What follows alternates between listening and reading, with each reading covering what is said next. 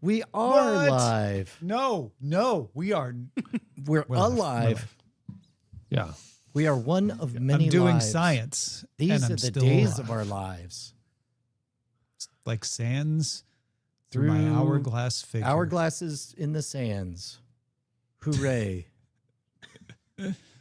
Welcome to Horology Today. Yeah.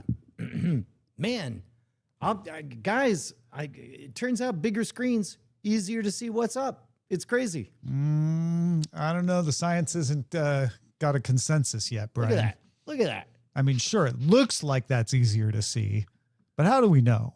No, we can't. It's RCA's uncertainty principle. Yeah.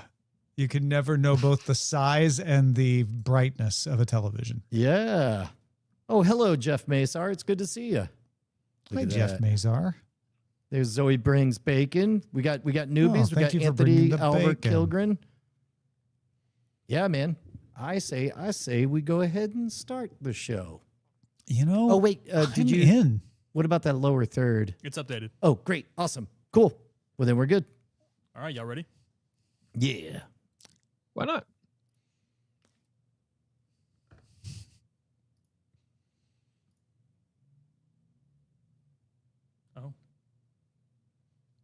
Oh. Oh. Oh. Maybe your stream deck is... Oh, you know what? If it's been a minute, then that E drive takes a while to spin up because it's old-fashioned magnetic storage. And so if you clicked a button, it'll probably take a bit to warm up. Okay. Yeah. It's got tubes. It'll go out of nowhere. I want to do another intro test. There it is. Yeah. Yeah, that was good test. Good test, folks. All right. Yeah.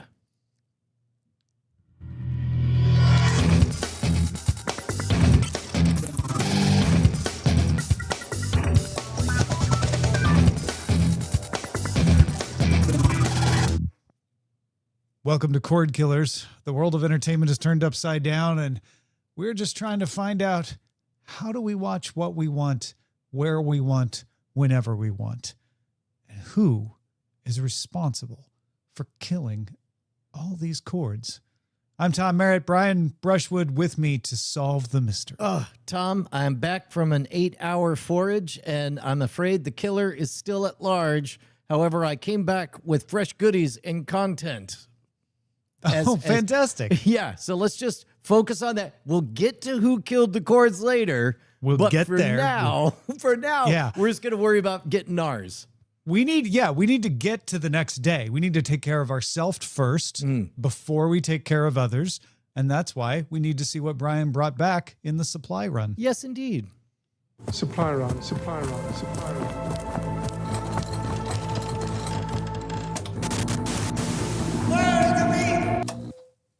So I'm going to talk about Disney's first earnings report with Josh D'Amaro as CEO. And because I'm bringing it up, I feel compelled to tell you the numbers, but the numbers aren't the interesting part. I'll tell you when we get to the interesting part. The numbers are notable, though. Disney plus Hulu revenue up 13%. That's a little bit up from last quarter when it was up 11%. So they're still doing fine. They're making money off the division too. Like it's not losing money. That revenue is profit. ESPN revenue for the quarter up 6%, though profit for ESPN was down because they have to spend so much on the sports. And this is our first earnings report with Fubo, now part of the Disney family. Fubo added 4% to revenue, but also added 4% to expenses. So Fubo, so far, something of a wash. Now, that's all interesting to note if you're curious about the health of these services. Disney streaming, still healthy. The bottom line is that they're making money for Disney and will continue to exist. And it may mean less pressure to raise prices. Though don't forget, price also dictated by cost, especially when you're talking about that sport programming. But the part of the whole earnings report that interested me the most was on the call when analysts asked about linear channels. They said, hey, what about your ABCs, your FX channel, your Disney channel, your Freeform, and a few others? Both Comcast and Warner have pursued plans to spin those off. And in fact, Comcast has done so. Versant is that channel. Disney CFO Hugh Johnston said this about the Disney channels. These networks are better thought of as brands with studios that produce content like The Bear or Shogun, and we monetize that content across multiple distribution platforms. Separating those monetization platforms into discrete businesses is highly complex and, in our view, unlikely to create incremental value. And if I can translate that from CFOEs, we don't think selling these things off or spinning them out makes money sense. Yeah, well, and tell me if I'm overly paranoid about this, but this sounds like a deliberate opportunity to back away from anything that seems like treating those linear channels as the broadcast platform that they used to be. Like focus on the content. Remind people that when you think this brand, think of the content with it. Don't worry. Like basically ABC as a platform really only makes sense or is a thing, I think, for folks, 10 years older than we are and above. Does that sound right to you? Yeah, I think I think you're describing their end game. Yes. As I am prone to do. I'm already thinking the next 5 steps. So what when they're doing this earnings call, they're talking to investors. And the question they're immediately answering is investors going, hey, you got these money-losing channels. What the F are you doing about them? Comcast already dumped their dead baggage. When are you going to dump it? And Disney said, we're not. Right. Because we think the value in these channels isn't the channel. It's everything that Brian just said. The value is in ABC. And in fact, Disney has been doing this for a while. If you ever watch Monday Night Football on ABC, it no longer says ABC. It says ESPN, because what they want you to think is our sports brand is ESPN. Kind of doesn't matter if it's on channel 2 or channel 72. If you're watching sports from us, it's ESPN branded. And that plays very well into the streaming world where your brand is the app that you open to get to whatever content you're going to watch, or the bug that's down in the bottom that tells you, like, this show you're watching is a Hulu show or an FX show or whatever. In fact, FX on Hulu seems like kind of a Band-Aid while they figured out, are we going to have an FX brand? Are we going to have a Hulu brand? Are we going to put FX into Hulu and all of that? I'm curious what you think they do with Hulu in this situation, because it is the outlier.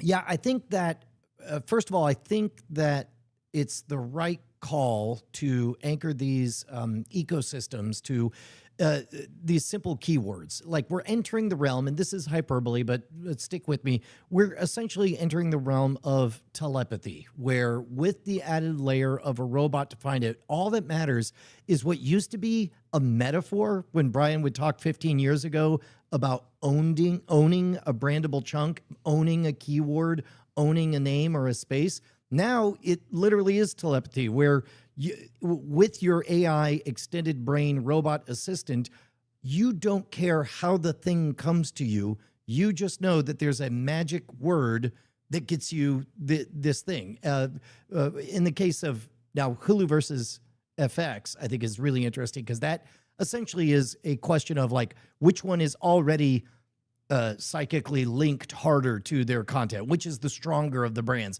Eventually it will be one or the other. I think FX might be the more prestige of the brand, and maybe that'll be what wins out, because FX kind of means Disney but adult, and whereas Hulu used to mean not YouTube sanctioned TV. Yeah. And I think it's pointing a way to solving a problem that I wondered what would happen to it, right? Because as we went from channels to streaming services, I always thought, well, I guess we're just going to have fewer channels, right? Instead of having NBC and Bravo and, I don't know. Whatever your extended cable lineup is. I want to go into MSNBC and USA, but they don't belong to Comcast anymore. But instead of having NBC and Bravo, you have Peacock. Peacock is your channel. Paramount's a better one. Instead of CBS and Showtime and this and that network, we have Paramount Plus.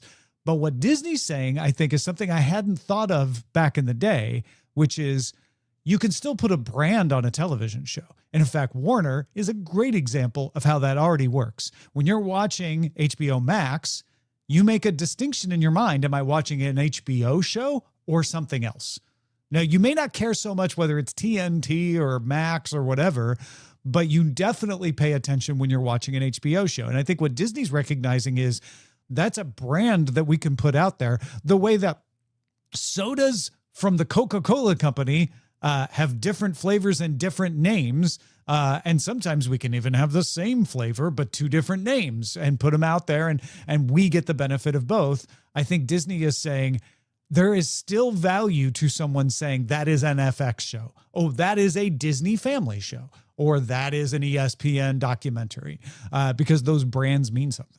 Yeah, and it's really interesting how that brand works two ways. Like, you have to think of this. A brand is quite simply your reputation over time. It's the thing you think of, or it's the thing you expect when you have the thought, right? So in the case of, let's say, Coca-Cola, let's say you'd never encountered a soda before, and then Coca-Cola shows up and you're like, what is this? It's a Coca-Cola. I'll take your word for it. And then you experience the pause that refreshes. And then, over time, it gets that anchoring that you hear the Coca-Cola, you know exactly what to expect. Now that can devolve just as it became established. It can get removed. For example, you atrophy the brand by changing up the formula, or over diluting it into Coke Classic versus lime, cherry, upside down Coke, or what have you.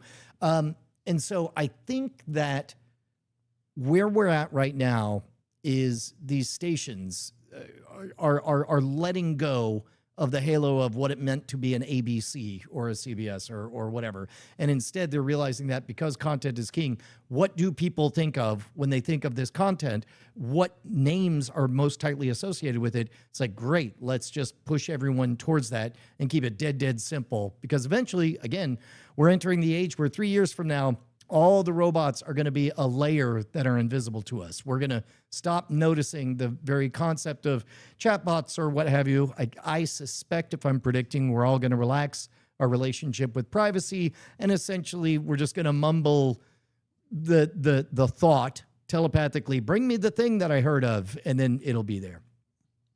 Yeah, I think there will still be that branding shortcut to quality, though.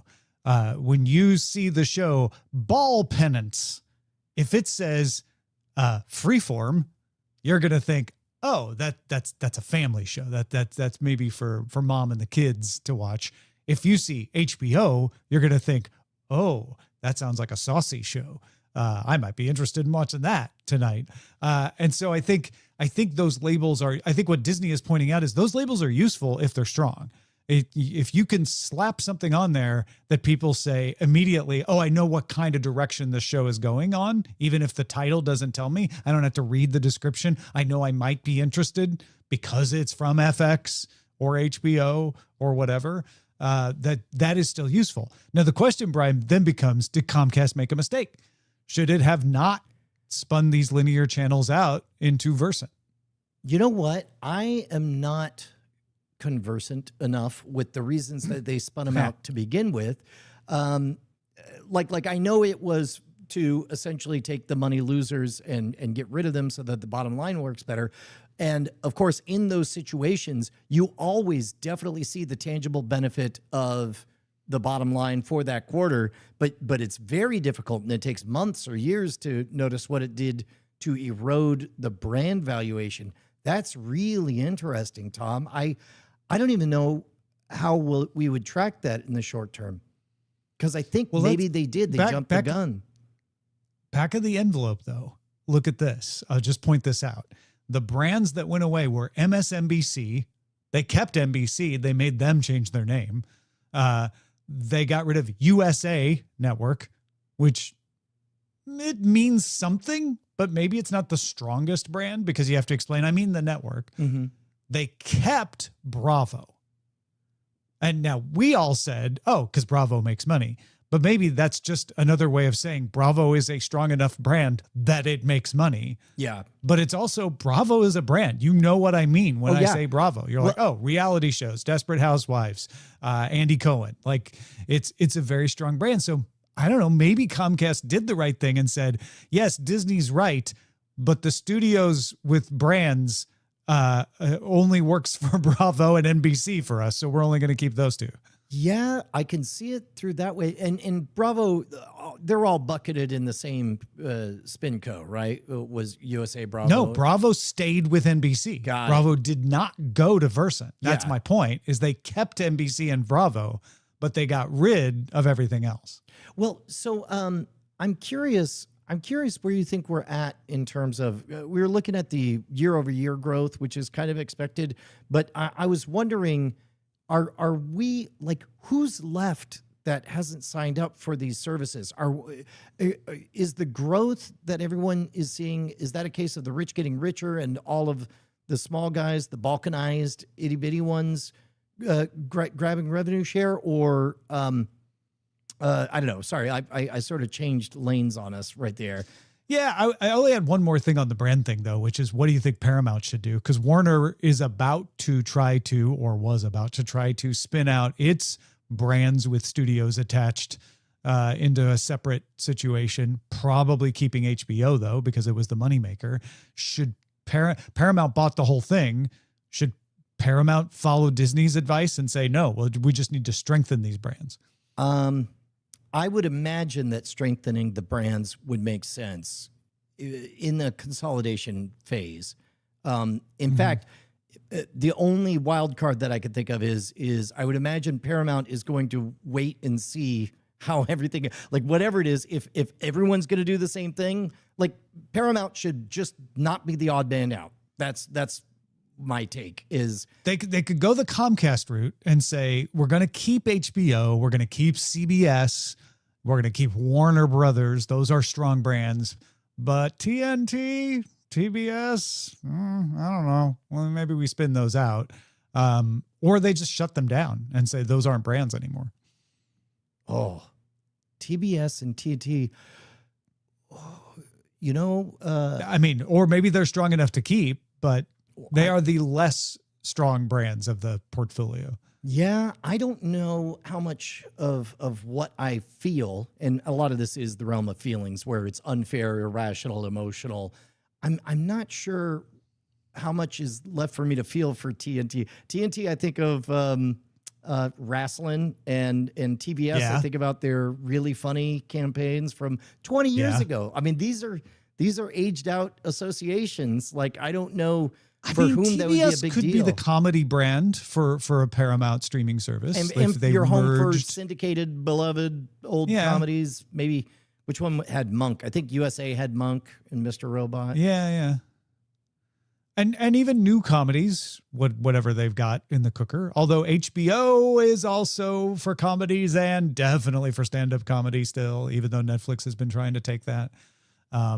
That is an interesting conundrum, and that will be something that I'm going to watch now, because I think Disney has it right, which is you don't get rid of channel brands if they're strong. And I think what Disney's saying is all our brands are strong. We don't have any weak ones that we would need to spin out. Would you disagree with that sentiment? Can you think of anything that's weaker than they might be presenting? No. Yeah. I can't. I think they're right. I think they do have all strong brands. I wouldn't cut any of them.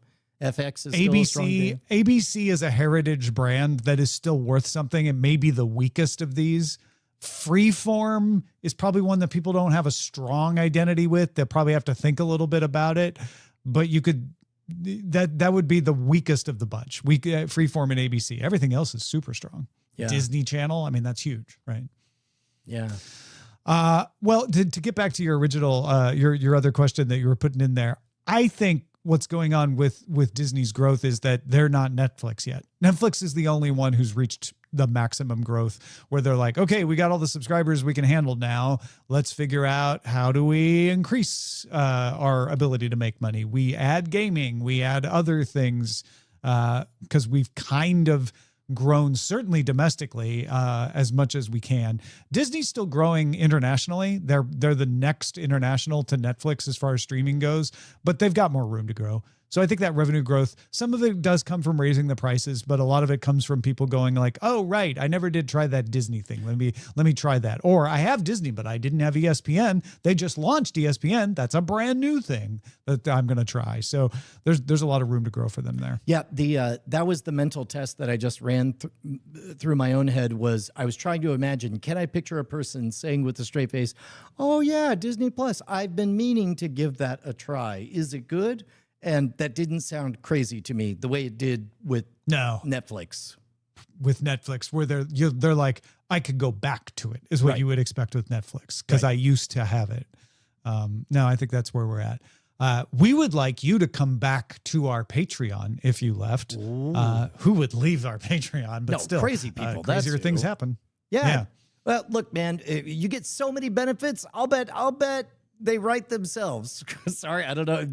Nope, I painted myself in a corner. Hey, become a patron. Head on over to patreon.com/Cordkillers. When you become one of our beautiful, beautiful bosses, all we ask for is a couple bucks an episode, $1 a piece. That's what, $8 a month? Don't think of it in comparison to those streaming services. Think of us as the Sherpas who only get you the best part of those. You wouldn't just go to a sandwich ingredient factory and just back up all the ingredients into your mouth. No, you would have sandwich artists help create an artisanal experience for you. Think of Tom and I as Subway sandwich artists. You're out on a hot date. Yeah. You want to go to a fancy place where they make the food right in front of you? Welcome. They're $5 footlongs from time to time here at Cordkillers. Just for our bosses at patreon.com/Cordkillers, you get your own RSS feed. You get an ad-free experience. You get early access to the full experience and exclusive access to After Talk. Nailed it. No notes. That is the perfect analogy. I can't add anything to it. Let's move on to the search party.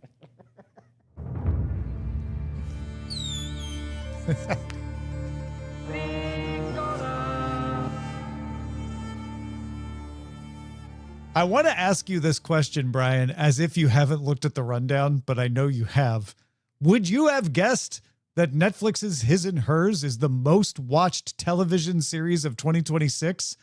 Tom, I want you to know that the moment I saw that, I had a very pressing question that I knew you would have the answer to. And do you know what that question is? What is His and Hers? Yes, you better believe it. It's a thriller mystery series starring Tessa Thompson. That's all I know about His and Hers.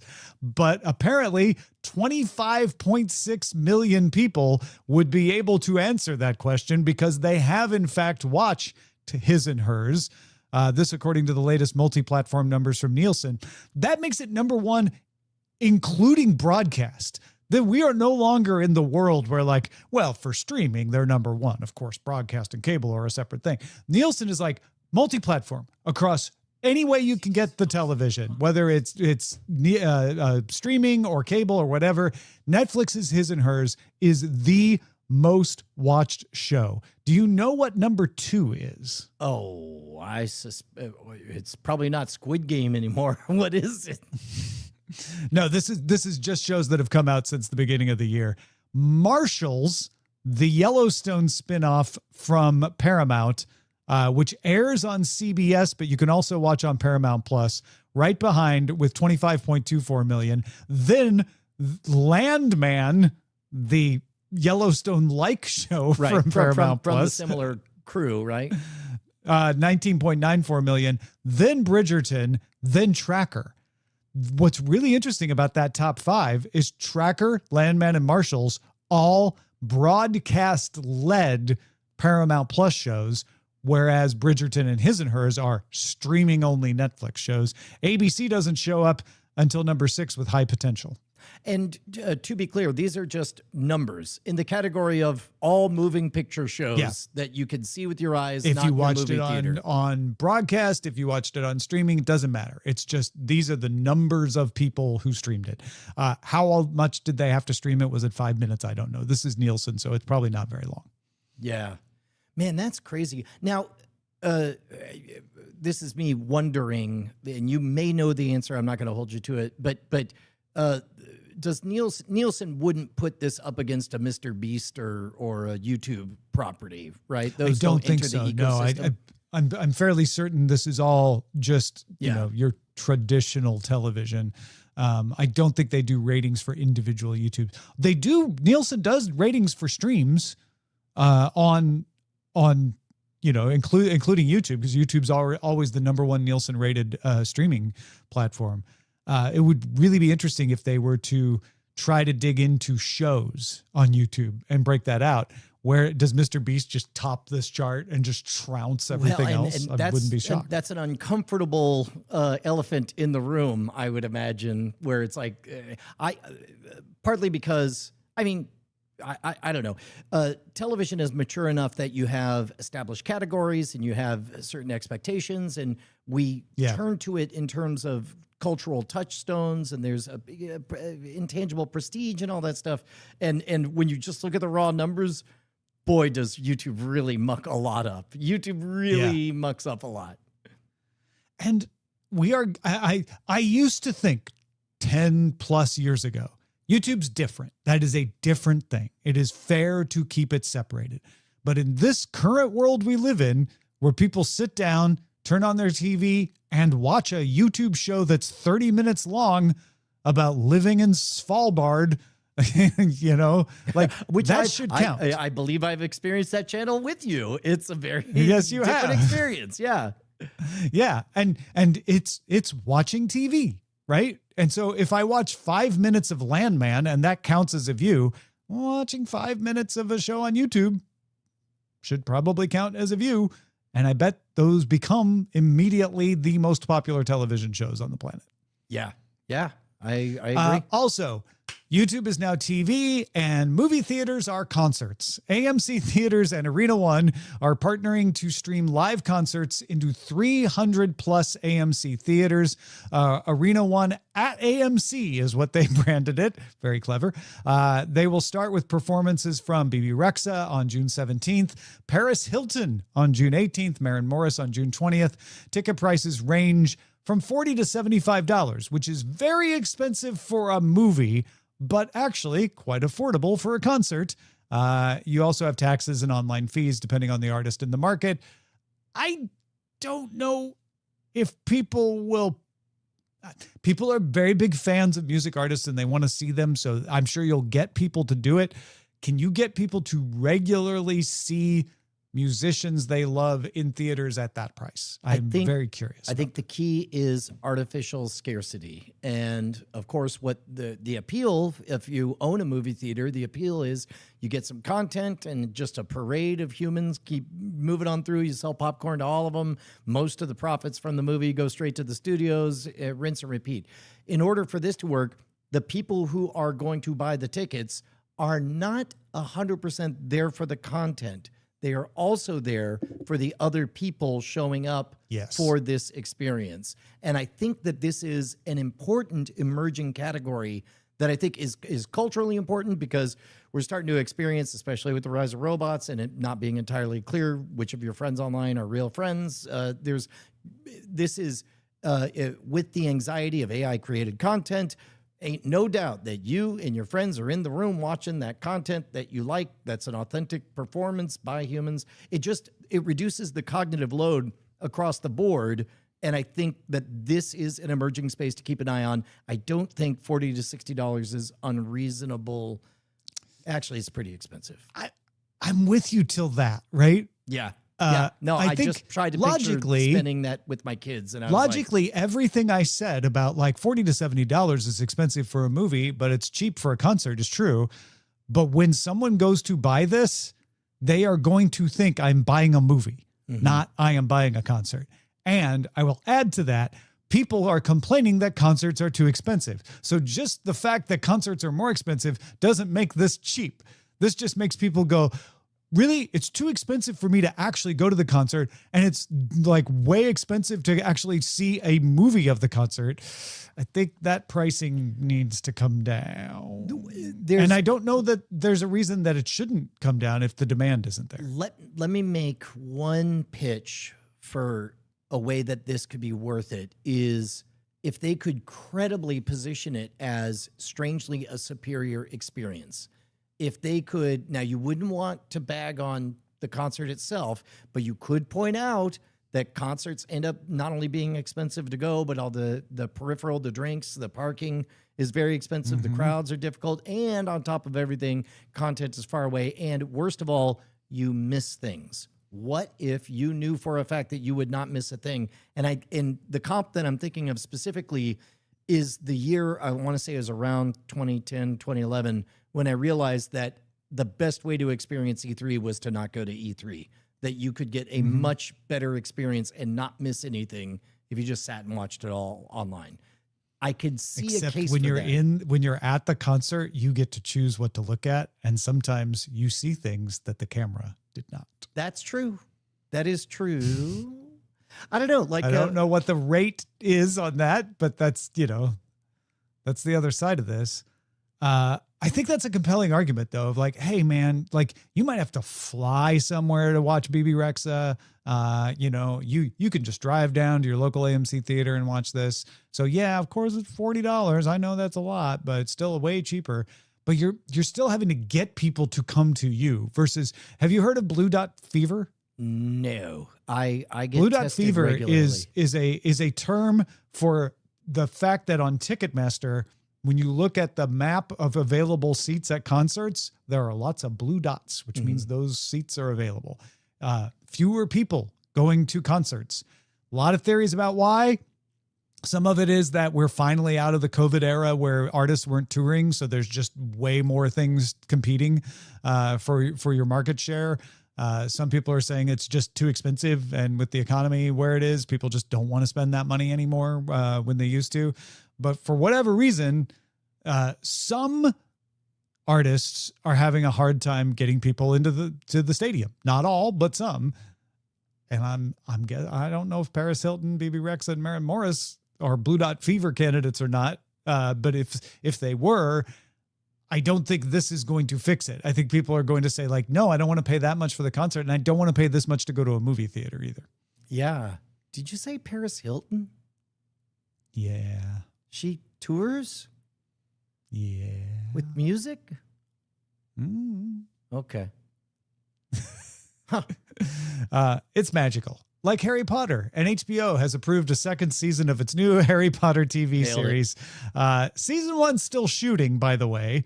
They haven't even scheduled season 1. They're still making it, but the aim is to keep the actors close to the age they are in the story by reducing the gap between seasons. So they need to approve the season in time for them to be able to just keep going, so you don't have 30-year-old Harry playing an 18-year-old. Hey, Tom, did you know that the number one way to get the very best AI-generated footage is to have an extraordinarily large amount of data to pull from?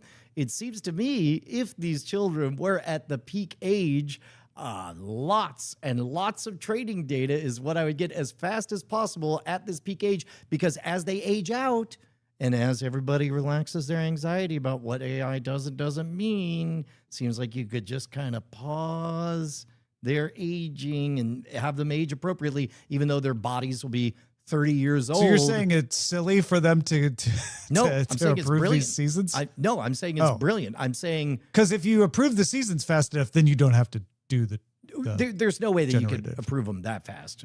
You can't churn through these one a year. You'll be able to keep it Or within maybe you 2 can. I don't years. know. Maybe the 2 or 3 is the years, bulk of I it think. in Yeah. post production. Like could they've got the story and they've gone through multiple versions of telling the story. I would imagine the scripts are all settled. There's I nothing think what to they're write or trying to do rewrite. is say we're okay with Harry being 21 when he shoots as 18, Mhm. but we don't want him to be 30. So we're just going to try to keep it as close as possible. Well, for that. whether or not they end up using anything with, training data for LLMs or enhancements or whatever, yes, it does make sense when you've got everything figured out like a finely crafted wristwatch. Then yeah, keep on going as fast as you I mean, can. good luck with that, right? Amazon announced that season 3 of The Lord of the Rings, The Rings of Power will start November 11th. It's the anniversary of the end of World War I. So I guess that's good. As we all commonly think of. Season 3 will take place several years after the events of Season 2, picking up at the height of the War of the Elves and Sauron as the Dark Lord seeks to craft the One Ring. Season 2, he crafted the rings that he gives to the men and the elves and all of that. So now we're going to get the One Ring crafting. And not for nothing, Amazon says this is their single most popular TV show, like bar none. It is the one that is streamed the most of anything they have. That's not saying no one watches Amazon Prime Video. Right. Like a lot of people have watched this. Well, this is their Star Trek, right? That would be the comp for Paramount Plus. Yeah. And a lot of people are enjoying it, like Star Trek, I think. Yeah, they love it. And I mean, also, where are you going to go, to sci-fi land? No, you're here in Middle Earth. You're stuck with me, Mr. Mordor. Yeah. I went and watched season 2 over the holiday break this past year because I was a little bit bored, and I have a tradition of watching the Lord of the Rings movies. And I was like, you know what? I actually want to see what this is. If this fits in. And I watched the whole thing. I enjoyed it. I will say November 11th to me is like, oh, great. I can watch season 3 during the holiday break. I'm not like have to watch it on day 1. So, I don't think Amazon cares that much. Charlize Theron's movie Apex has retained the top spot on Netflix's top 10 movie list for a second week. Have you watched Apex? And can you describe to me what it is about? Oh my gosh. Yes. It's about an apex predator. No, Charlize Theron, yes, the apex predator. Exactly. Yeah. No, I don't know. Again, I think we're just showing how out of touch Brian and I are because these are incredibly popular things that are happening. Netflix also released a teaser for bringing back Money Heist, La Casa de Papel, implying it now will be an expanded universe. The revolution isn't over yet. And in the language of the teaser, El universo de la Casa del Papel continúa. So they literally said in Spanish, the universe of Money Heist continues. Yeah, I'm curious. Usually when you get that, you want to break out into a different flavor. And we talked a bit about this with For All Mankind and the upcoming Star City, where it's just like it's going to be smaller, more, locked room in the city kind of thing. I wonder what flavors they could expand into in this universe. Yeah, I imagine there's probably, I have not watched enough of Money Heist. I guess people who have probably have a better idea, but I know there's sort of a motivation for why they are doing the heists. And I expect that digging into what's going on behind all of that probably gives you, some fields to play in. Apple TV's The Studio has become the first comedy to sweep all major awards in a single season. They got a BAFTA, Emmy, Golden Globe, Actor Award, Critics' Choice, as well as Producers, Directors, and Writers Guild shows. I wish I could hate on this. I wish so hard that this Hooray for Hollywood, P.S. I Love You, Hollywood, boy, did I want to hate The Studio. Boy, is it just great. And boy, am I happy that the Hollywood show is winning the Hollywood Awards. That's good on all of you guys. It really is a love letter, but also a hate letter at the same time to Hollywood. And I think that's its genius. And let's be honest, Hollywood loves to hate itself. So this is its perfect TV series. It is. Well, and we got a little bit of that as well in Wonder Man. It's been a good year for Hollywood digging on Hollywood. Yeah. A lot of the stuff at the upfronts is addressing the current trope in the LA press is that all of the shows are moving out of LA and LA is going to die now because Hollywood is leaving it. So there's a lot of lip service to and we're shooting this one in Los Angeles. Applause line, applause line. Okay. Applause well, line. now I do hate that. Yeah, there's a little bit of that going on. I just wanted to give you some hate, as a chaser to all this love. Starting this fall, Disney Plus will be the U.S. home of the Banana Ball League season championship in October. Yeah. That's Banana Ball getting all kinds of streaming deals and all kinds of places like Roku and YouTube and now Disney Plus. I am really, really curious whether or not this becomes is this arena football part 2, or is this the emergence of a superior beloved who wants to sit around for baseball thing? I can't imagine that Major League Baseball ever merges with Banana Ball. The rules are quite a bit different in There is Banana a Ball. lot of daylight between those two. Yeah, that would take decades if that were to happen. So it's not going to be like when the American Football League came along and got so popular, the NFL had to accommodate it. So the other options are it becomes the Arena Football League and is very popular for a while, or it could supplant at some point. But that seems like there's a lot of daylight for that too, because Major League Baseball, as stodgy as it is extremely popular as well. But yeah, it is fascinating to see just how popular Banana Ball has become. So keep in mind, real quick. Wait, did we used to do extensions? I'll hit the extension. Oh, that's right. For when we had a timer. Yeah. I'll take an extension. I think a lot about, I had an epiphany like last year, like, man, soccer is so hard to see. It's so tiny. Everybody's little dots on a screen or whatever. Then I realized, oh, wait, that's why soccer was 2,000 years ago the thing to watch, because when you're 30 years old and your eyesight is garbage, you can tell what's happening because everybody's so spread apart, even from a very far distance. Then, of course, compare that to football, which is evolved in the post-television era. And same with basketball as well, the size and the relative position, all that made sense. Basketball benefited from, this very fast-paced turnaround. It was excellent for TV. Whereas baseball, given that it started, late 1800s, came to age, it evolved, whereas soccer does not fit with television because it evolved way before. Everything else is a fit for television. Baseball has a lot of lingering artifacts that worked for live events, very spread out. You can hear the crack of the bat. You can know when to put down your Cracker Jack and pay attention and tell whether or not somebody caught a ball. I wonder if Banana Ball has the opportunity, because it's probably very, very television friendly. I don't know. Do you think there's anything about the Banana Ball thing being more TV friendly that could play in its longevity? Just for sports fans watching and listening, I know a lot of what Brian just said, you're going to be like, cordkillers@gmail.com. Please do write us. Yes. But I think hopping to that point, yes, Banana Ball is more TV friendly, not because of the shots or the way the game is constructed, but because Banana Ball says, let's embrace things. Let's break rules. Let's acknowledge that people are here to have fun. Let's sing songs. Let's get rid of boring rules that don't matter anymore. And that just all makes it more enjoyable to watch in person and on television. So yeah, I think it is definitely a more TV friendly kind of approach to baseball. Yeah. And I guess the question is, does it fix enough that it's broken about baseball on TV? And I don't know that too much is broken about baseball on TV outside of the length of the game.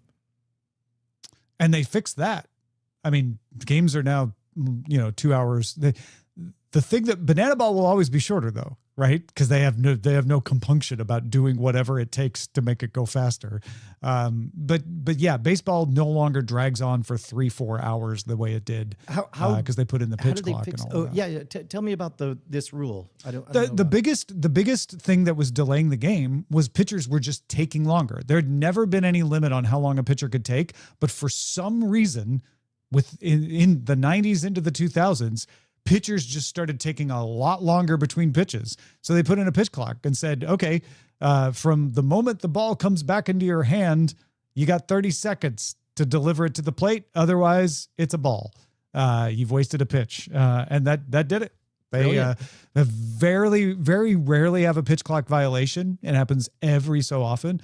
But it made pitchers go faster and the game sped right up. Brilliant. Sky has renewed Saturday Night Live UK for a second season, so it did good enough anyway in this first run. Hocus Pocus 3 is officially in the works, with Bette Midler, Sarah Jessica Parker, and Kathy Najimy returning. Yeah, man. Can I confess something? I never seen the first two. I think I worked at a movie theater when the first one came out.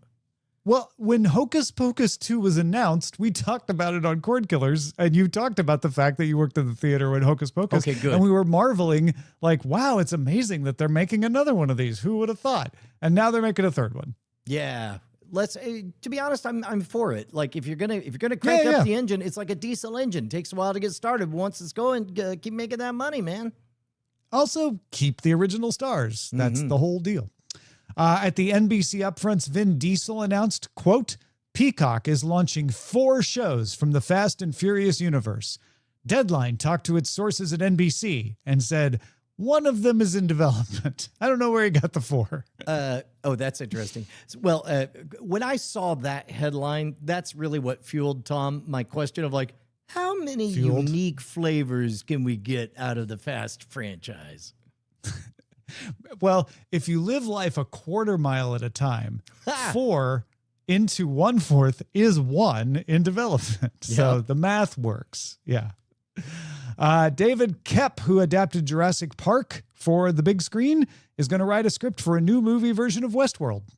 No director yet, but they got the guy who made Jurassic Park work on screen, and they're going to take another crack at Westworld. That might be brilliant. I mean, yeah. Especially because, what do you think? Do you think it'll be more inspired by the first movie, or maybe take a page from a reinterpretation of a faster-paced version of the HBO show? I feel like Koepp will just go right to the source material, to the book, and just be like, I'm going to be inspired by the book. Yeah. And I guess when you're the Jurassic Park guy, the others. Let me guess, theme park doesn't go well. Got it. Hey, I'm good at that. Disney announced that season 2 of Ahsoka will premiere in early 2027. Didn't give us a firm date, but gave us a window. And ABC has announced that Conan O'Brien will return to host the Oscars on March 14th, 2027. That'll be his 3rd time hosting in a row. This will be the 99th Oscars. ABC gets to do this one and the 100th Oscars in 2028 before they hand it over to YouTube. It seems like Conan O'Brien, pretty good fit for that. Yeah. All right, let's move on to La Buried Treasure. La Buried Treasure. Most people want to know why they suddenly got rich. Buried treasure.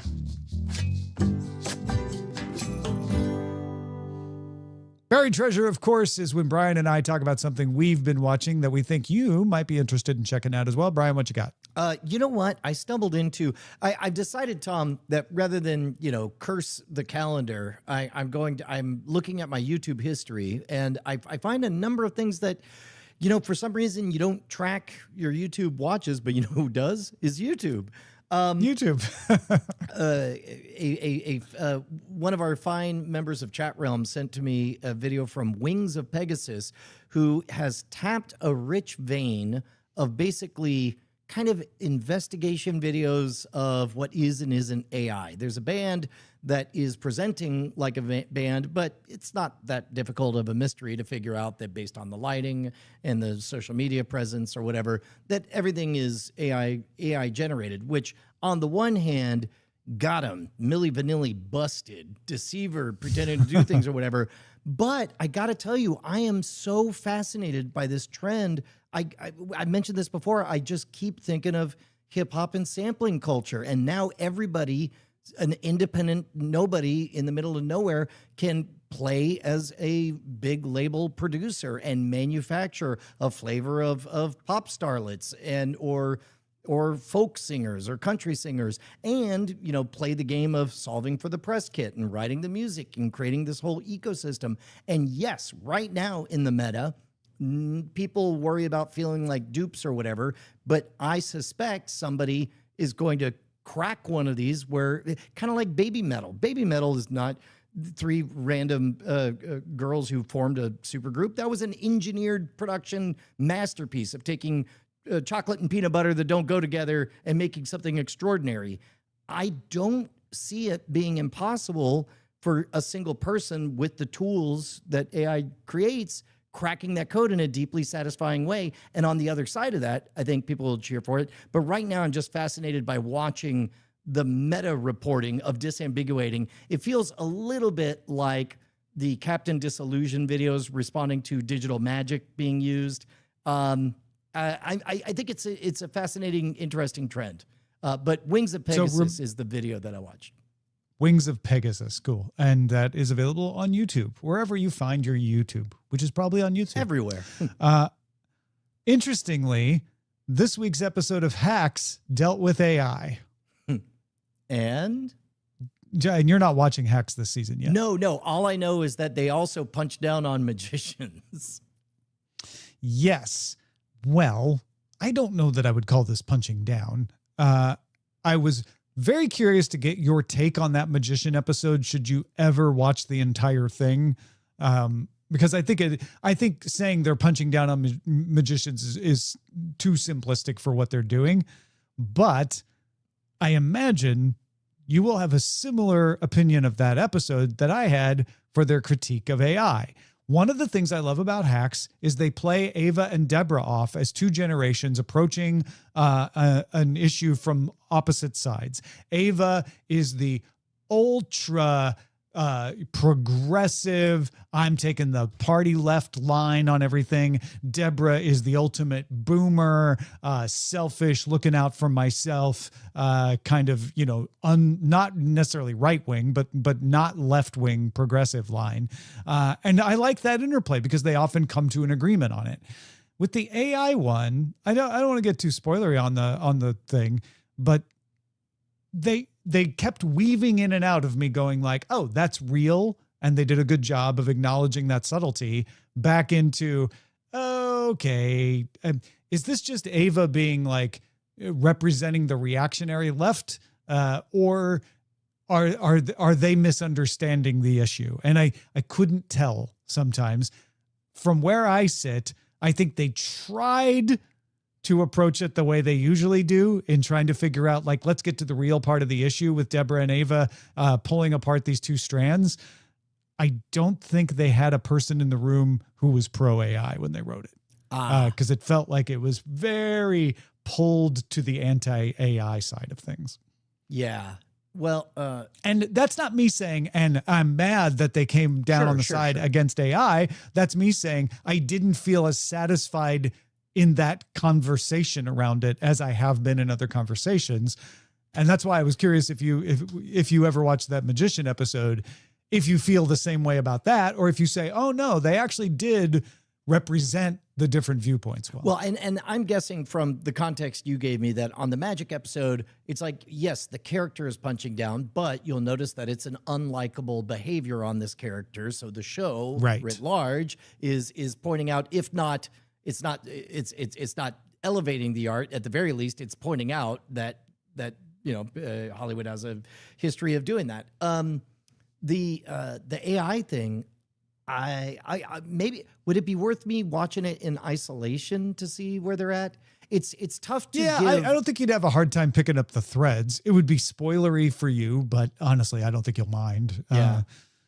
And the AI part of it certainly doesn't need much of a setup that you wouldn't be able to glean from the previously on, right? Yeah. Like Deborah needs a moneymaker. Ooh, shocker. Sorry to spoil that for you. Yeah. Yeah. Well, I'll check it out maybe. If you got something we should be on the lookout for, email us cordkillers@gmail.com. Brian? Yo. I want to sell you something. Good, because I was just sitting here. Man, I could either get up and run to the restroom, or I can click a random remote with a baloop, or I can sit and listen to an ad. And you know what I chose? Door number 3. Yeah. So here's what I'm going to sell you. My inside baseball prediction of the canary in the coal mine on how automation is going to affect jobs. Oh. Is automation going to take jobs? Is it just going to disrupt jobs? Or is it going to be a more seamless, it creates just as many as it's getting rid of? I'm going to sell you the answer to that and how you can tell. What do I have to give you? My soul? My house? Just head on over to freetomnewsletter.com. Well, that doesn't sound like you're selling me anything at all. Here, I'm going to go to free. Well, it's time. Your time is money, friend. Oh, and you have to take time. Okay, don't talk me out of this. Newsletter.com. All right. Well, that's super easy. I just typed in my email, and then and I guess I'll get it. Yeah, it's the one called Cloudflare is the canary in the AI coal mine. Ooh. So can you give me a little teaser here? Nope. You got to pay the free price of subscribing to the newsletter if you want to know the answer. I'm Brian. reading it right now. Ooh, this is a very satisfying answer. Huh. I'm glad I did that. If only everybody listening and watching did it too. Free Tom newsletter. Well, they can't do it for free. They have to spend their time to type in free Tom newsletter. Tom, why can't we let anything be simple? This is a shared flaw that both of us have. It's like really we can't even say Just go a subscribe to my sentence newsletter, without okay? adding layers of nested irony and scene building and get what we It's a did there. generational flaw. It's not just you and me. Yeah. I swear. Let's scan the horizon then. Send a scanning crew aboard. Scanning the horizon! Tubi's quarterly revenue rose 23%. Total view time on Tubi increased by 19%, helped by an expanded library of creator-led type titles and Tubi originals. It now features more than 220 creators with more than 17,000 episodes. This is Tubi, the free streaming service from Fox. I mean, you have to spend your time to go to it, but otherwise it's free. Yeah, you want to? We can just spend the rest of the show talking about how nothing is free. Yeah, this is. I think this is really good news. It's not quite. Yeah, as you know, my softest spot is for indies out there, but Tubi as a middle ground, like small guys becoming bigger guys, I always love, and ad supported is good. Yeah, and I think a lot of people dismiss Tubi as like, well, it's just a cash grab to get as many ads as you can before it dies, and it's doing quite well. I mean, some people just literally want to turn on something that they'll kind of recognize while they're doing housework. And watch it, yeah. An actor named Cordkillers is suing Disney and director James Cameron for taking her likeness as a basis for the character Neytiri from the blockbuster Avatar films without her permission. Lawyers accuse Cameron of taking the unique biometric facial features of a 14-year-old indigenous girl, running them through an industrial production process. Kilker made her acting debut as Pocahontas in Terrence Malick's 2005 film, and they're saying users are getting access to her, or Cameron is getting access to her appearance without compensating her for it. Yeah, and I'm going to guess that there was some kind of perfunctory compensation, but the scope of the use of the compensation exceeded, right? So Cameron, working within Disney, said, oh, you guys have the rights to this face. I'm going to use it for Avatar. Right. And the actor is saying they had the rights to use my face in Pocahontas. Right. Although in every other thing that ever came along. And I'm also going to guess that per looking at the contract, usually there's a phrase that goes to the tune of throughout in all media, the universe in here, perpetuity, throughout the universe, right? So I'm going to guess that by the letter of the law, this is probably fair dinkum, but that then there's the reasonable man perspective of what using fair dinkum when we're talking about Pocahontas. I'm surprised. Is it? Wait, I don't know. Is there a racial tinging to that? Yes, there is. However, your point is well made. Did I mention I grew up in Norway? Oh, not from around here. Gotcha, dodged it. Yeah. Let's talk Lapland. That's next. right. No, I think you're right. And the question will be: does the contract say you can use her face in connection with Pocahontas and its promotion throughout the universe in perpetuity, or just throughout the universe in perpetuity, right? My guess is that's going to be the it question. did say throughout the universe in perpetuity, but what I was about to say is per the reasonable man standard, you could say no reasonable man would think that when she accepted this level of compensation, she expected this most valuable franchise of all time to be based on it. Yeah. Some users are getting access to natural language voice search on Netflix. You just say stuff in whatever way you normally talk, and then Netflix responds with recommendations displayed as text on the screen. However, it doesn't talk back to you. There's no voice output. It just gives you the results. You can also narrow things down with follow-up questions. So if it gives you some list of shows, you can say more unhinged or, oh, I want more bittersweet options. Voice search feature on Netflix does not use your viewing history, at least not yet. So these are recommendations that would be the same for everybody, not personalized to you. This is, I think, an astonishingly adroit move. It is so subtle. Like, we're past, again, emerging complicated relationship with AI. In the past, it's like introducing name of physical embodiment of our brand as a character.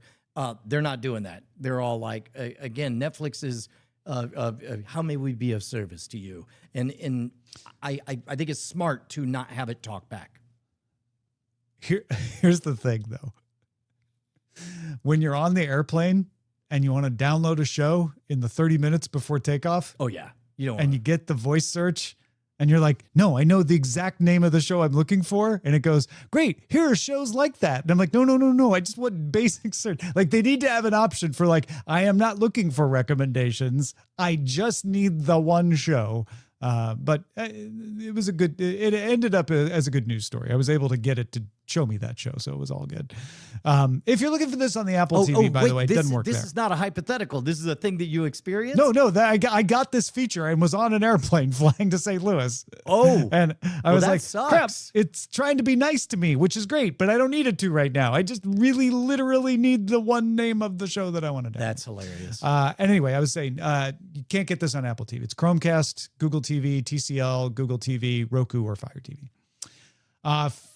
Two more. Amazon is adding a Clips feed, vertical videos on the Prime Video mobile app, showing you snippets of movies and TV shows available on the service, very similar to what Netflix added to its mobile app. We talked about that last week. And BravoCon apparently going quite well. We talked about Bravo being a strong brand. NBC Universal announcing Bravo Fan Fest in Charleston, South Carolina on October 24th, and promising a full BravoCon in autumn 2027. Yeah, I think it's a solid space. I think that, even only just getting a little bit of Bravo by osmosis, I can already close my eyes and visualize the demographic who's going to show up and the things they're going to be excited about. Well, and it's one of those things where we covered the announcement that they were going to do BravoCon. And I think a lot of people in the audience were like, really? Oh, a con around Bravo? We'll see how well that goes. Turns out it went great. They were right about Bravo. It's got a lot of fans, a lot of people watching. All right. Hold for the chatter. You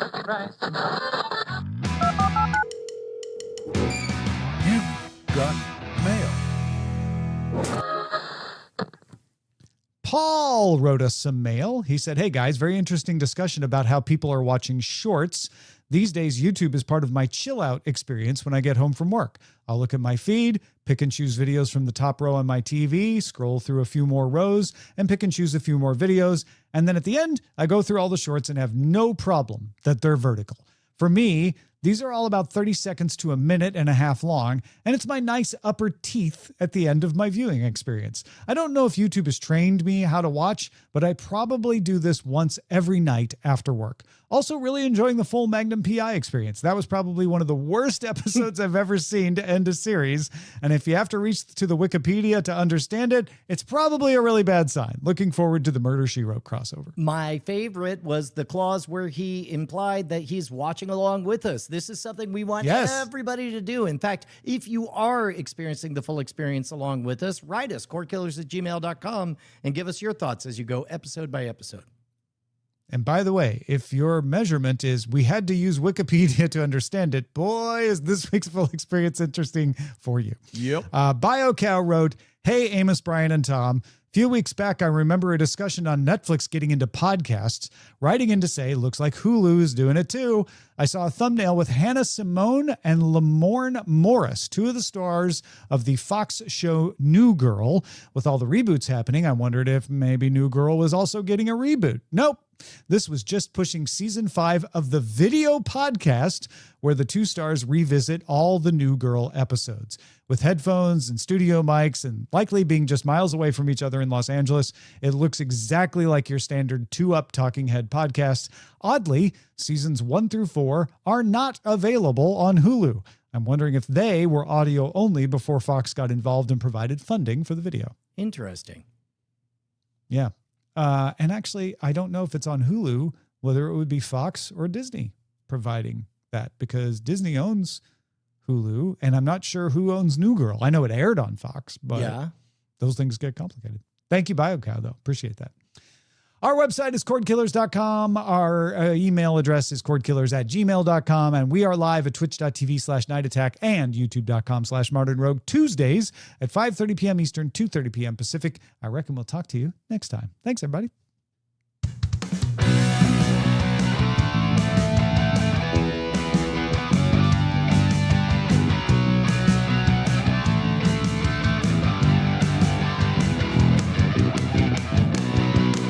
Diamond Club hopes you have enjoyed this program.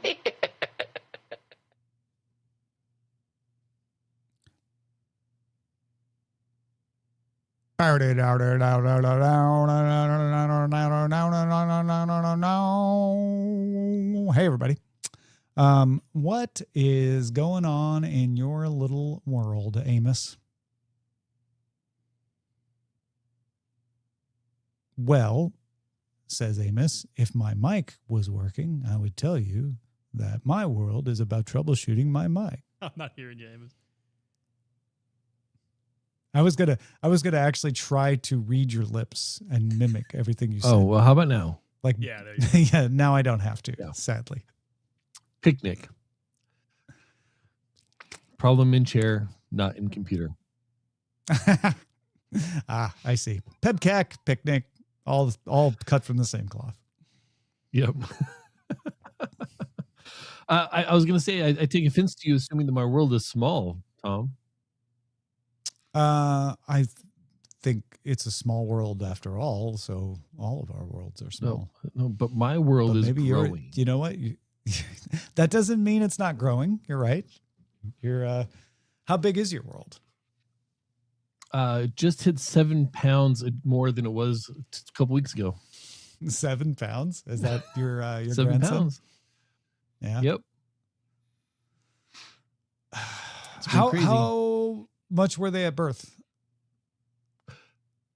6'9", 6'10".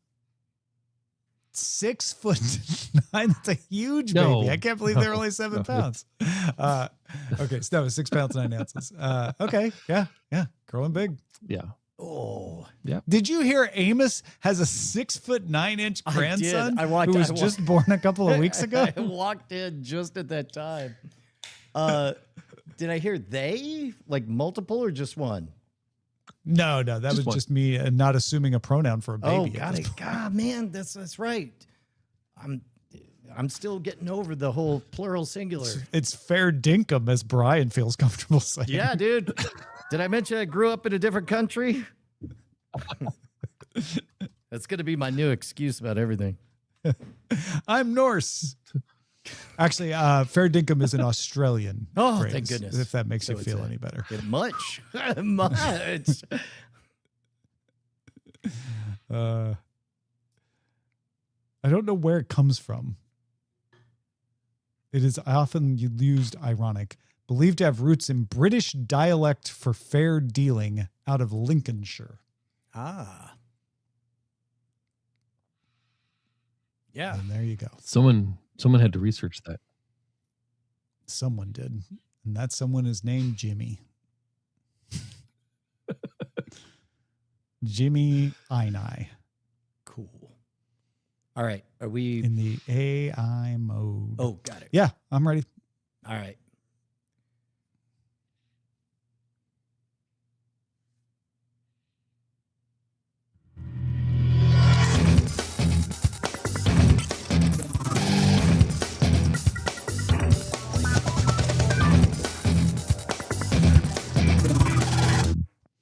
Welcome to the Full Experience Special Edition. We just finished our full experience of Magnum PI. We watched the first, ultimate, lowest, and last episodes of Magnum PI, giving us a view into the entire series and letting us figure out if we felt like we spoke Magnum PI. We are about to start our full experience of Murder, She Wrote. However, taking advantage of a special connection between these two shows, for 2 episodes only, we are doing full experience Bridge Episode Edition. There was a crossover event in November 1986 between Magnum PI and Murder, She Wrote, which we thought that'll be fun to watch. Wow, it's not only fun, it's incredibly complicated. So we are going to start this episode by talking about Magnum PI Season 7, Episode 8, Novel Connection, which first aired November 19th, 1986. And just fair warning, we will probably talk a little bit, though not entirely, about Murder, She Wrote Season 3, Episode 8, Magnum on Ice, which aired 4 days later on November 23rd, 1986. Because you can't really understand the entire situation of one without the other. I'm Tom Merritt. He's Brian Brushwood. Oh man, I could have sworn somebody told me that it went straight from one episode into the other. Let me real quick check that fact. It might have, but the first airing on IMDb dates are November 19th and November 23rd. So I don't know if they made people wait a few days. It would make sense if there was a cliffhanger to make them wait a few days, like come back on Friday. But yeah, those dates are wrong. I don't know. Well, here, I'm going to ask if they aired back to back. We'll see if not. But I got to tell you, first of all, full disclosure, the Magnum episodes, there's no way for Brian to describe his experience with Magnum PI without occasionally involving Bonnie. So we watched the first episode. I loved it all on its own. We watched the best episode, loved it on its own for its own reasons. I started off hating the worst episode until Bonnie walked in halfway and started cackling at it. And then suddenly I didn't mind it so much. The last episode was so whingy, Bonnie tapped out 5 minutes into it. She was just like, I don't think so. Maybe 15 minutes into it.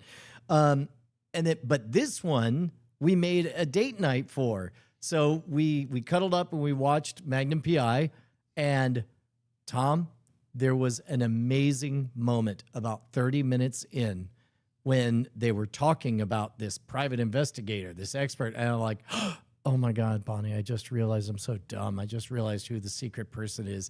And she goes, who? And then I realized that she didn't know and had forgotten. And so I immediately shut my mouth and let the moment happen when Jessica Fletcher showed up and Bonnie was just giddy. Like she had totally forgotten. It was great. 10 out of 10, highly recommended. And that was probably the experience of millions of people who didn't see the crossover event promos and just turned on Magnum that night and went, whoa, isn't that the Murder, She Wrote lady? What is she doing showing up there? So that's fun that you got to see that directly. That's cool. Yeah. So we get a little bit of backstory and lore about, oh goodness, what's the writer's name? Robin Masters? Yeah, that's right. So we know that these these are Robin Masters adjacent characters. We hear editor, but there's kind of a decent enough kind of puzzle from the beginning, just coming in cold, where it's like, well, they have some familiarity with this work. And of course, I'm trying to solve for... Does this mean that Higgins is not exactly Robin Masters? Right. But then I noticed that I'm like, well, they never say that they met Robin Masters or they went anywhere together. So it's like, it's non-zero possibility. It could have just corresponded. Yeah. Exactly. Especially back in those days, right? Yeah. And we also get Lucille Bluth. Yeah, Jessica early Walters. on, Mrs. Joan Fulton, a.k.a. Jessica Walters. I'll be honest, Brian, I still don't know. And you'll understand that there's a lot more digging into this episode when we get to the end. I still don't know what the mystery was. I understand that the premise was that Higgins is driving Joan Fulton and the actual lady and her secretary from the airport, and someone tries to run them off the road, and that's the attempted murder. And like Higgins is like, maybe it was me, and then maybe it was, why would it be them? I understand that's the mystery. Everything after that, I could not follow. I could not follow, like, why is this lady going to a company? Why is it suspicious that she's going to a company? Why is the guy being weird about, like, well, that woman shouldn't even be here? I didn't follow any of it. I also didn't follow any of it. And now the story I was able to follow is Lucille Bluth is horny and she's middle-aged. And meanwhile, there's a young ingenue who's not telling the truth. A lot of people there, like, it was, it was very clear to me there was a mystery afoot, and that Magnum, everybody's role was clear. Yes. She's acting suspicious. She's acting suspicious, but maybe she's just horny, and she's not telling everything. And we have Jessica Fletcher is going to show up at any point, and they keep alluding to it. Also, what kept me involved in the story was Magnum not wanting to take the case.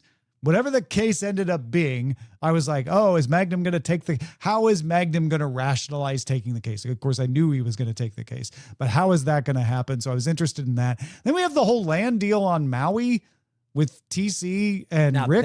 That made total sense. It's like I could follow it. I didn't understand why I was being told it, but I followed it. Yeah.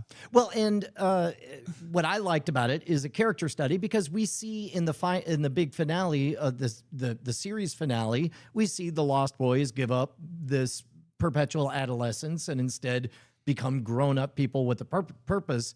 And this was one of those, a brief meditation on his allegiance to friendship, where we get character values out of Magnum. He reveals, like, he will take out a loan to keep his commitment to his friends. And even if he doesn't understand a deal, he's got his friends. And we see, again, there's a little bit of Vietnam era DNA that's bleeding into this. It's like, these are his and team. It certainly serves as the tension for why Magnum feels like, I shouldn't stick around and be tempted by this case. And so him sticking around had more tension, because we knew he should be on Maui with his friends, but he wasn't because he was so tempted by the case. I still didn't understand, other than that, why that story was being told, but it did serve the purpose that you're talking about, of like deepening those character studies and everything.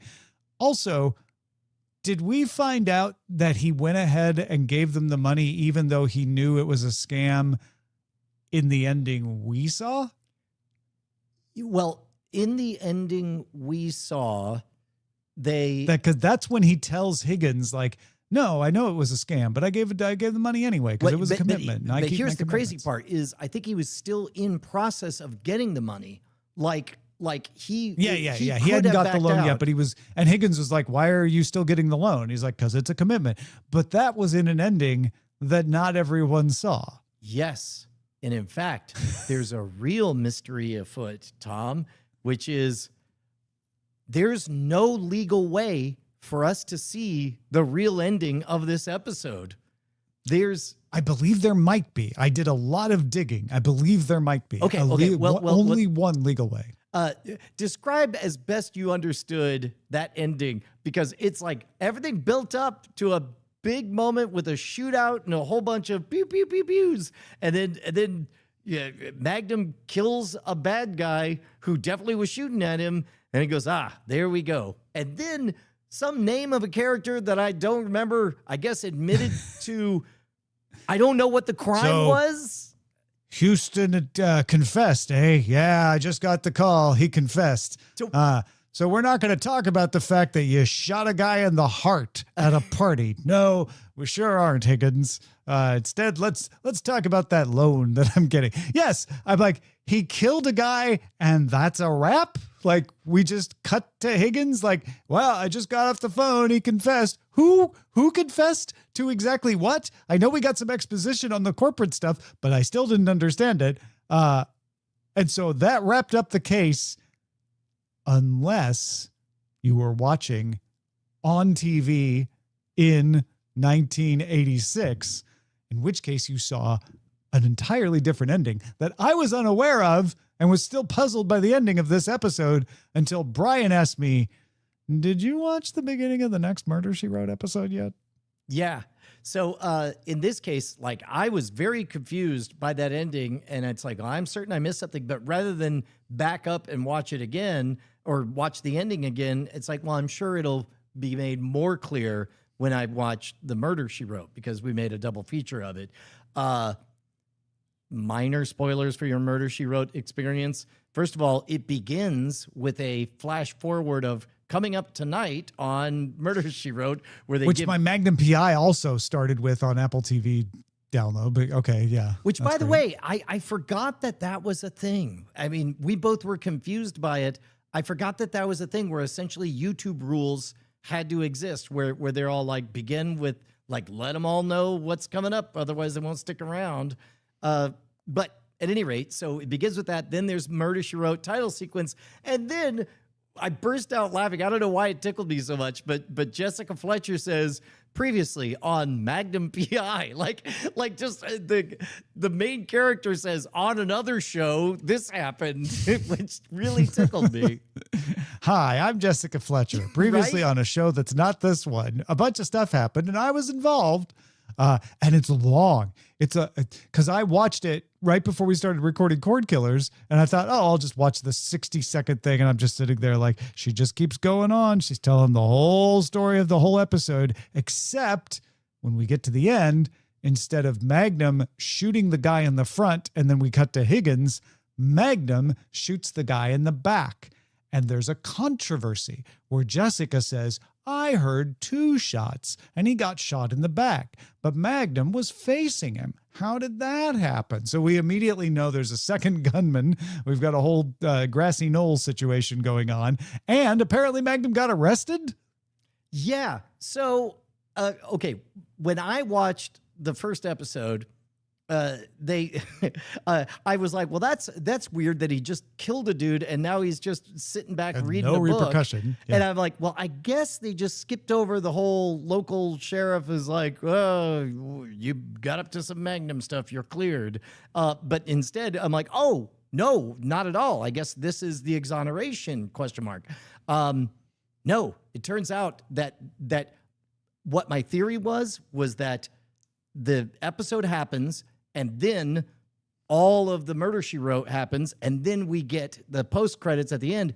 No, Tom, different bad guy, different outcome, different crime, different everything. Just a little splinter sideways universe that makes no sense.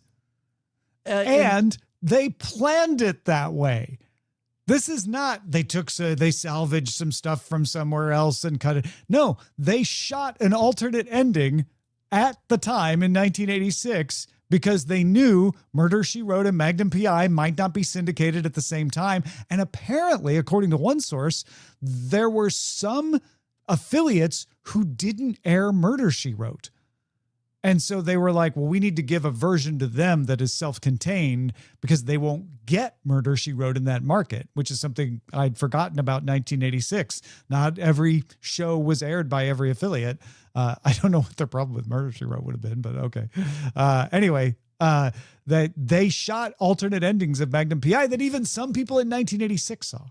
Yeah. And by the way, I did just confirm that the air dates were Wednesday and Sunday. So they were 4 days apart. You're correct. Oh, and the Sunday would be why Murder, She Wrote wasn't airing in some markets, because they probably had special Sunday programming going on, local sports or who knows what, right? Yeah. Yeah. Well, so, okay. Now the question is, Tom, number one, what was the legal way to see it that you think you found? You can find this on the DVDs. Oh, If you buy the Magnum PI box set for that season, which is what, season 7, you get both endings on the DVD. You can see the original aired ending and the alternate ending.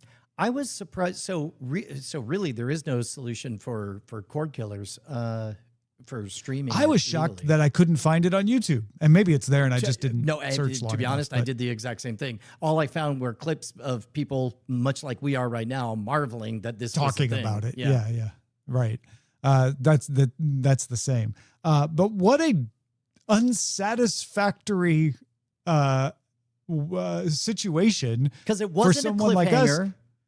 No. It wasn't the And I canonical thought, ending. oh, I guess they just did a crossover event and promoted it, but they didn't intertwine the stories somehow. And I was talking to Amos about it earlier today. I was like, is Jessica just going to call Magnum and like, oh, remember me from that weird mystery? I need your help, Mr. Magnum.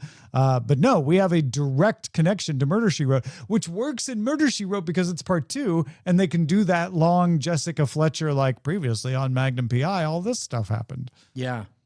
Yeah, it's wild. Well, so how do we feel about it, given the fact that we can't watch the thing that we wanted to set out to watch? It was a weird episode anyway, even without that. I mean, it ended really weird, and now I understand why. But we had that whole lunchtime scene where Magnum is at a card table, or not a card table, a TV tray. That whole thing was silly. The running gag with Jessica was that she wasn't an investigator. That didn't play in the Magnum PI thing where she shows up. Oh no, I'm not an investigator. I'm like, yeah, I get that was the Murder, She Wrote thing and they had to stick with it. I did love seeing a gigantic cell phone as the only way that TC and Rick were able to speak to Magnum from the flowerless lava flow that was the flower-filled land that they were supposed to be buying. I have one bright spot in this, which I just adored, unironically and 100%. Seeing Higgins go a big old wobbly wet one for Jessica Fletcher was a treat. Like just Labrador Retriever, puppy dog, a golden retriever. It was great. That was adorable. And perfectly in character. And I think this bridge episode serves a secondary purpose, which is can we watch another episode of Magnum outside of the full experience and know all the backstories of the characters and why they're acting the way they are? And I think we do. Mm-hmm. I certainly do with Higgins. And I think you brought it up with the boys who don't want to grow up stuff that we know about as well. Yeah. So this is confirmatory evidence of an effective full experience. All right. Amos watched this as well and was also very confused. I'm curious if our explanation of what happened with the ending, did we help or hurt, was enough to disperse Amos's confusion. Amos, how do you feel now that you have the full story? Worse. I was confused by the intro to the Magnum PI. It showed me a bunch of stuff that I thought had happened, but was actually a preview of what was going to happen. Yep. So I went over to the Murder, She Wrote to see if maybe we flipped it on the script, and I'm behind things. I needed to. So I started watching that, and I was like, wait, no, now this is an actual recap. So then I went back to Magnum PI and watched that, and then at the end of that, I started watching the first bit of Murder, She Wrote because of what Brian had texted the group chat. And I was watching that and I was like, wait, the body's flipped over. Now he's shot in the back. He was in a yard. Now he's in a garden. What the hell is going on here? So no, and nothing you said clarified anything for the confusion that is massing in my brain. Also coming up on mild spoiler for next week's Murder, She Wrote, like the whole, but they heard 2 gunshots, fairly significant clue detail for the murder mystery that they're going to do. Did you guys notice the, 20 or 30 shots that the 2 of them took at each other in the full-on gunfight? Like, and there's no way for me to know how close that resembled what they did on the other one. Yeah, because we can't see the full series of events. They did show the 2 gunshots, though, which implies that Magnum didn't fire his gun in the aired version, whereas we know he fired it in the syndicated version. Yeah. It's very confusing. This was bad. So you didn't have any affinity for the adorable time travel to a just so era of broadcast television? It was like the cell phone thing was fun. $30,000 for an acre of Maui seemed a little weird, but who knows? They left the Ferrari and they found the Ferrari just abandoned with the keys. Yeah. Like Well, I mean, these there's are a all lot of clues. little things to nitpick, but most of all, I just couldn't follow Oh, the right. story. It just didn't make sense. Also, they delivered prescriptions in 1986. I thought that was a COVID era thing, but no, apparently that I did. That was Okay, I a did Hollywood. like the fake out where we clearly hear she's staying in bungalow 1, and then we see him go to the wrong room to attract the guy, and then a tussle, and I like that a fair bit. And then they did a nice acknowledgement of the guy who was actually in the other room, like, get out of my room. Yeah. It was a nice little comedic bit. Yeah, I don't know. I thought seeing Jessica Fletcher in Magnum PI was charming, even if the rest of the episode made zero sense to me. Just seeing Thomas Magnum and Jessica Fletcher interact was kind of fun. I'm looking forward to more of that in the next episode. Man, I just love this If I time traveling was- peek into a world before teeth whitening was as common as it is now. If I was watching Magnum PI in the hopes of seeing Jessica Fletcher in Hawaii, I would have been upset because she doesn't show up until 20 minutes into this I 40-minute know. episode. It is a way in. They Like keep teasing her. And if you knew Well, about 'cause it, they led on it. That was almost a modern take on the gender assumption, right? Like I felt like that whole scenario of like, well, he, and then it turns out to be she, and then Magnum immediately gets defensive about it, would have worked. I don't think in a modern version you would have Magnum continually looking down on Jessica Fletcher and her abilities as hard as they played it in this. They tried to cover some of it as like he's just mad at Higgins and that's why, but I think they would have softened that up. Yeah, I think that in order to make these two congruent with each other, they had to soften up the Magnum PI episode, and what they ended up with something that isn't a Magnum PI episode. And what'll be interesting is to see whether or not what we're about to see is a Murder, She Wrote episode.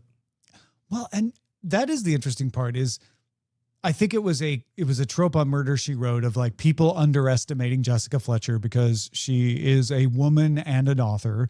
And so you had Magnum playing that role of underestimating her, except in the syndicated version, she's never redeemed. Yeah, that's right. He just shoots the Just guy and they're like, okay, well, there you run go. that. Imagine you have no idea what a Murder, She Wrote is. And then you just watch that episode like, what was that even? A bunch of ingredients show up. You know, they were leading me to believe that she had hidden skills, but in the end, she was irrelevant to this. Yeah, that's crazy. Yeah.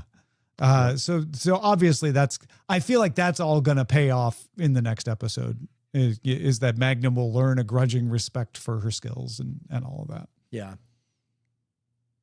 But yeah, her hope whole, so. like, I think it's this. And Magnum's like, no, it's not that. Turns out both of them are wrong in the syndicated episode. So, And also he tells her flat out, I rely on empirical evidence. I never rely on hunches.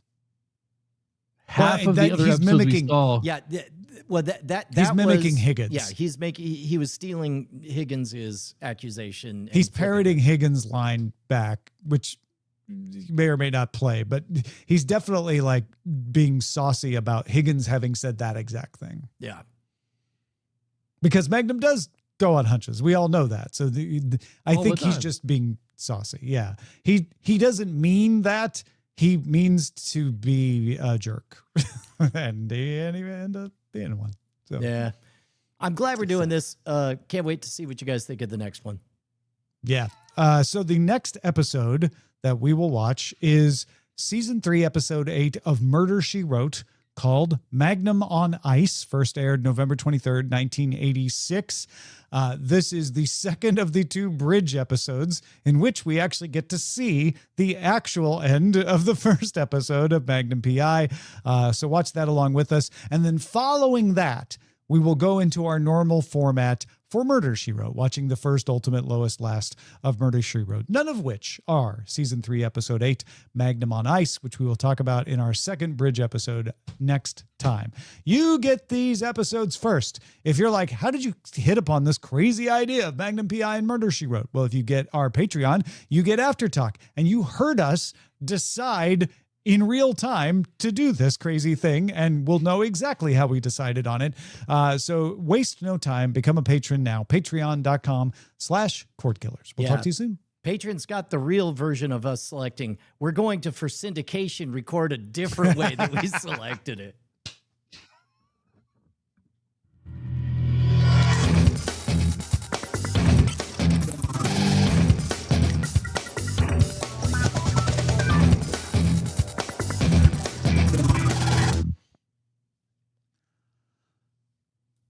Yeah.